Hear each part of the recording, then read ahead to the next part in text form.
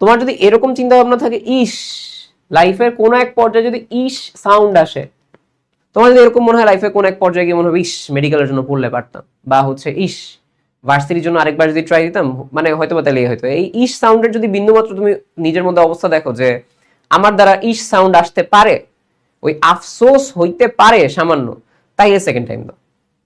ঠিক আছে, একটা ফ্যাক্ট বলি, যে কোনো জায়গায় পড়ো, যে কোনো ভার্সিটি যে কোনো সাবজেক্টে পড়ো, পরিশ্রম করলে যে কোনো জায়গা দিয়ে ভালো করতে পারবা। ঠিক আছে, এটা হচ্ছে কথা, এটা ফ্যাক্ট আর কি, আমি তোমাদের অন্য ভিডিওতে বলছি।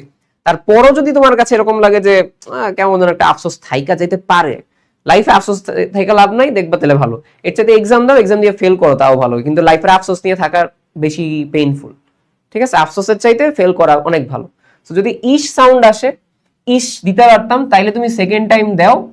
আর যদি মনে হয় না ভাই আই এম ওকে, দেন তুমি যেই জায়গায় আসলে তোমার মানে ডিসিশন ছিল সেই জায়গায় তুমি যাও, অ্যাডমিট হও, কিংবা যদি অন্য কোনো কাজ বা ব্যবসা স্টার্ট করতে চাও ব্যবসা স্টার্ট করো, ফ্যামিলির কোনো জিনিসগুলো দেখা শুরু করো, বা ওভারঅল কোনো একটা কাজে যুক্ত হতে চাও, কাজে যুক্ত হয়ে যাও, এটা খারাপ কিছু না।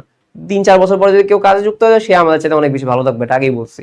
যে লাইফে যত আর্লি আর্নিং স্টার্ট করবে, ওভারঅল সে সোশ্যাল পার্সপেক্টিভে বেশ ভালো থাকবে, এটা একটা কথা। ঠিক আছে।